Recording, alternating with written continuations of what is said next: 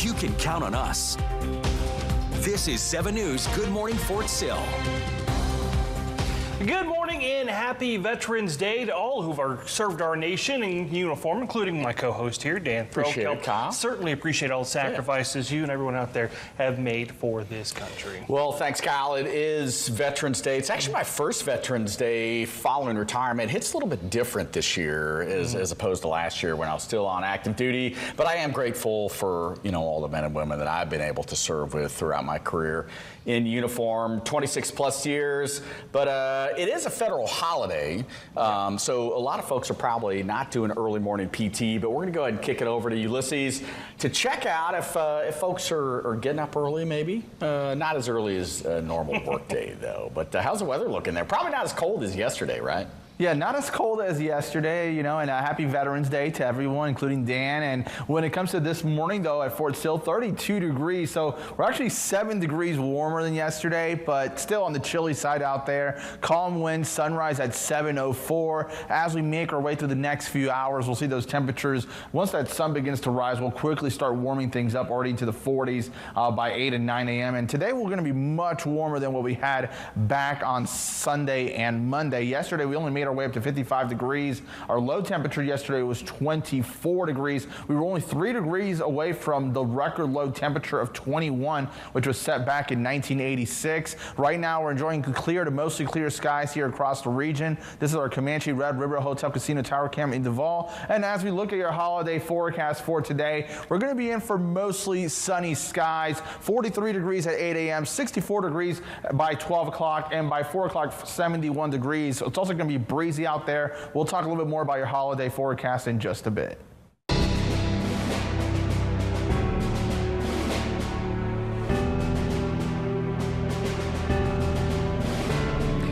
Folks across the nation and here at home are setting aside time to celebrate those who have worn the uniform on this Veterans Day. Yeah, several events are planned for the Lawton Fort Sill community. The city of Lawton is hosting a Veterans Day celebration at 8:30 this morning at City Hall, followed by a free breakfast. Now, it's important to note the ceremony has changed from outside to inside the banquet hall due to the chilly weather. And Cameron University plans to honor veterans with a free meal from 10:30 this morning until 1 this afternoon at Shepler Cafeteria, followed by a ceremony at the conclusion of the meal at the Veterans Grove. The Comanche County Veterans Council will hold their Veterans Day ceremony at 11 this morning at the Patriot Pavilion at Elmer Thomas Park. And Sunset Memorial Garden is holding a Veterans Day ceremony at the cemetery there at 2 this afternoon. And the Comanche Indian Veterans Association's 49th Annual Veterans Day celebration and powwow starts at noon. It'll run until 10 tonight at the Comanche National Tribal Complex. Well, the Disabled American Veterans is wrapping up its Veteran Appreciation Fund Drive today. Now, money collected will be used to fund the chapter's ability to help vets get the services and benefits they deserve. You can donate in person at the Golden Corral on Cash Road. For more information, you can check out our community calendar on our website, kswo.com. And the Lawton Fort Sill Veterans Center, operated by the Oklahoma Department of Veterans Affairs, houses nearly 200 of our nation's heroes. 7 News photojournalists Justin Stevens and Keegan Maddock were recently able to sit down with several of them and hear some of their stories and what Veterans Day means to them. Well, I was a surveyor and a draftsman in Vietnam. I was in Da Nang, and we were in damage control. So anytime the rockets went off around there, we would go out and see about the damage and see what was needed to repair it.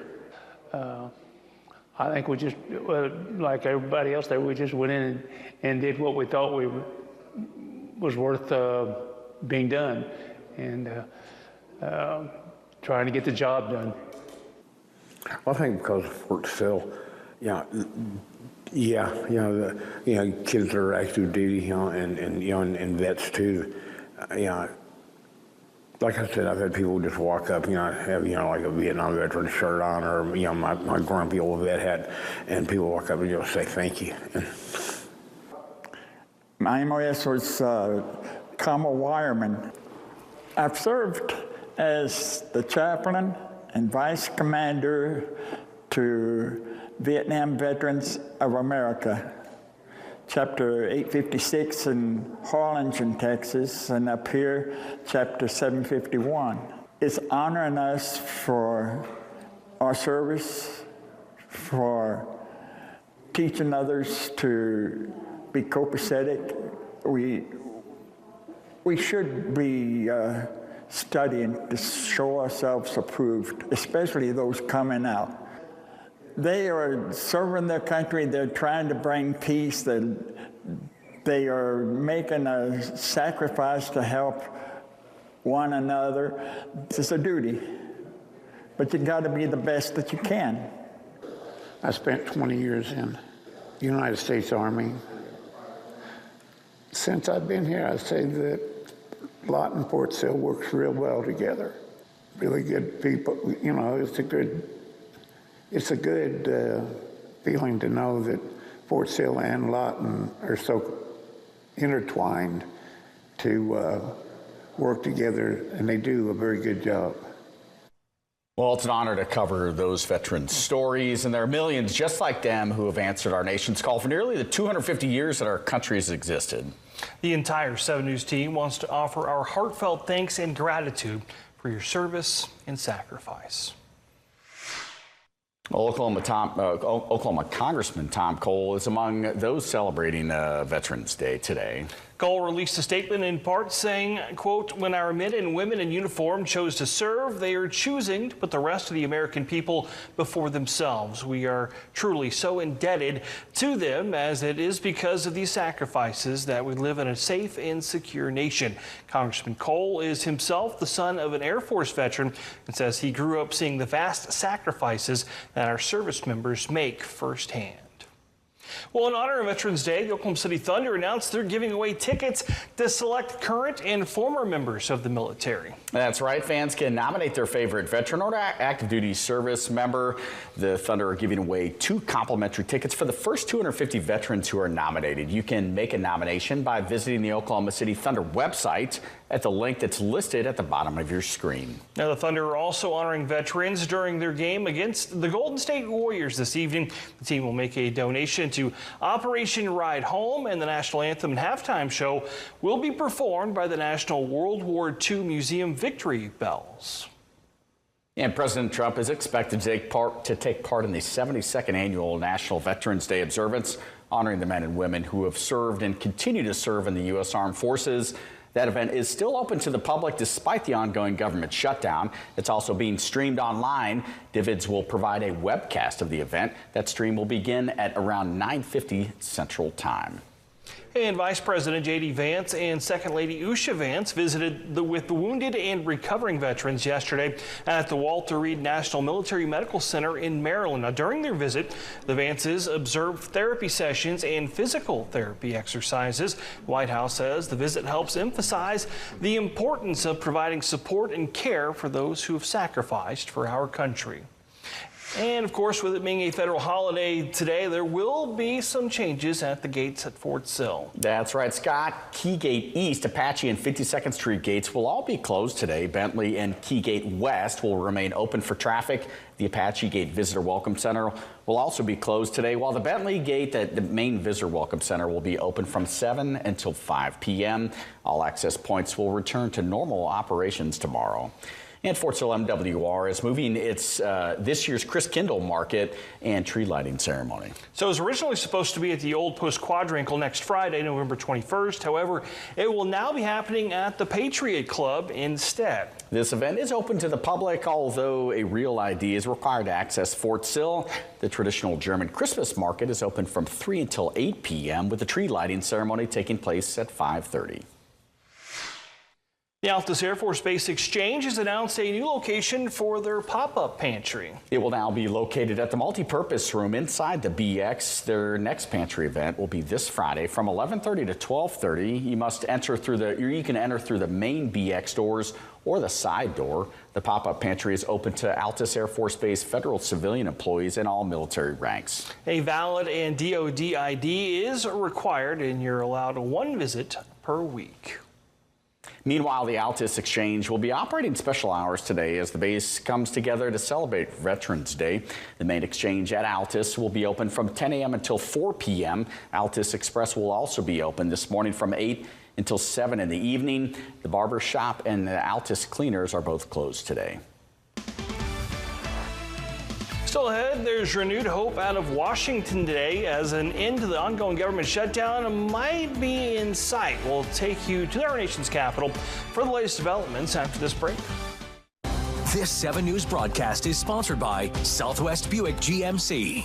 A man charged in a deadly hit and run from 2023 has been sentenced. 7 News is working for you. The Lawton Firefighters Association is raising awareness about critical staffing issues. Your first alert for what's next. We're just going to see dry conditions, mostly sunny skies. Uncovering breaking stories that impact Texoma. The city of Lawton's Ward 2 councilman has announced his resignation. Checking facts and finding solutions. 7 News, working for you every night at 5 and 6. Every evening. Man charged in a deadly hit and run from 2023 has been sentenced. Your first alert for what's next. That triple-digit heat that you saw in those 2 towns, that'll be throughout most of our areas we head into next week. 7 News, working for you every night at 10. 7 News, working for you every night at 5 and 6. Your first alert forecast with meteorologist Ulysses Garcia. Welcome back, everyone. Looking at our Jackson County Memorial Hospital Tower Cam in Altus. We're enjoying right now mostly clear skies, a little bit of a light breeze right now. You can see the windsock just with a little bit of movement there. Temperatures right now, though, in the 30s, a bit more populated, especially north of the river line. That's the cold spot right now at 32, 39 Elk City, 36 in Altus, 37 in Duncan, 44 at the Falls, 43 in Crowell and Quanah, 39 in Paducah, 42 in Jacksboro. We do have an elevated fire danger for pretty much almost the entire region for today. We're going to have those southwest and southerly winds 5 to 20 miles an hour late this morning through this afternoon with gusts up to 30. So really when it comes to any fires and stuff, it's definitely not recommended, especially with the drought conditions worsening and just the dry conditions, the warmer temperatures. We also do have a red flag warning in effect for Haskell and also for Throckmorton counties throughout today. So just keep that in mind, that low humidity level as well. But for the most part, though, we're enjoying quiet conditions here, just a few wispy cirrus clouds. As we look at the future track, though, we're not expecting much, mostly sunny skies throughout today, mostly clear skies as we go into tonight. We kind of repeat the same process on Wednesday.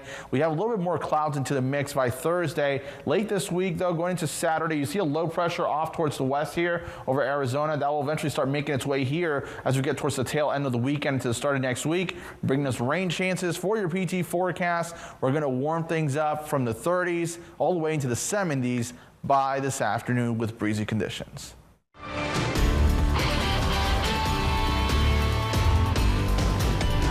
Well, after 42 days, the longest government shutdown in history may soon come to an end. The Senate passing a bill which now heads to the House. ABC's Nicole D'Antonio is in Washington with details on what happens next. This morning, an end to the government shutdown possibly in sight. The bill as amended is passed. A handful of Democrats joining Republicans in the Senate to reopen the government. The bill now heading to the House later this week. However, most Democrats and their allies are slamming the deal because it does not include the key demand from Democrats to extend Obamacare subsidies and keep insurance premiums from skyrocketing. Instead, Republicans only promising a future vote on health care sometime next month. The American people have now awoken to Trump's health care crisis. Republicans now own this health care crisis. They knew it was coming. We wanted to fix it. Republicans said no, and now it's on them. It comes as nearly 42 million Americans who rely on SNAP food benefits face growing uncertainty, and as chaos at the nation's airports continue to grow. Experts warn even if the government reopens on Wednesday, it could still take days for air travel to return to normal. The FAA has forced airlines to cancel more than 7,000 flights since Friday because of unpaid air traffic controllers calling out sick. President Trump now threatening to replace the controllers not reporting to work and offer bonuses to those who've stayed on the job. There was no reimbursement or anything, so I had to pay for a hotel. So yeah, it was madness, craziness. We just found out this morning that we're stranded here until best case scenario tomorrow. And as for the thousands of workers furloughed or fired during the shutdown, Mr. President, that deal does reverse the mass firings your administration put through during the shutdown. Did you sign off on that, and will you abide by that if this passes? Well, I will be. I'll abide by the deal. The deal is very good. After keeping the House out of session for weeks, Speaker Mike Johnson is now ordering all members back to Washington, D.C. The earliest the House could vote on this is Wednesday. Nicole D'Antonio, ABC News, Washington. Still ahead, new developments after nearly 50 women have come forward to accuse an Army doctor of secretly videotaping patients. This 7 News broadcast is sponsored by Southwest Buick GMC. A man charged in a deadly hit and run from 2023 has been sentenced. 7 News is working for you. The Lawton Firefighters Association is raising awareness about critical staffing issues. Your first alert for what's next. We're just going to see dry conditions, mostly sunny skies. Uncovering breaking stories that impact Texoma. The city of Lawton's Ward 2 councilman has announced his resignation. Checking facts and finding solutions. 7 News, working for you every night at 5 and 6. Every evening. Man charged in a deadly hit and run from 2023 has been sentenced. Your first alert for what's next. That triple-digit heat that you saw in those 2 towns, that'll be throughout most of our areas we head into next week. 7 News, working for you every night at 10. 7 News, working for you every night at 5 and 6. Well, there are new developments out of Fort Hood after dozens of women came forward last week to accuse an Army doctor of secretly videotaping patients. Those women are moving forward with a lawsuit claiming officials repeatedly ignored their complaints. Here's ABC's Nicole D'Antonio.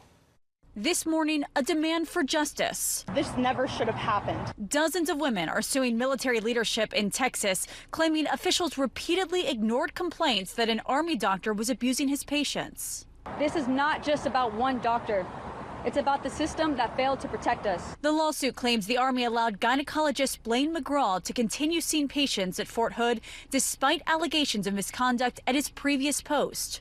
McGraw allegedly spent years unchecked, performing unchaperoned pelvic exams, conducting unnecessary procedures, and touching patients inappropriately. He was then accused of secretly recording his patients' exams, prompting Fort Hood officials to suspend him and launch an investigation. By then, he'd reportedly treated at least 1,000 women. Dr. McGraw stole our safety, he stole our dignity, and he stole our trust. In the wake of the initial complaint, the Army said officials were contacting all patients seen by McGraw, even if there is currently no indication to believe they have been affected by the alleged misconduct.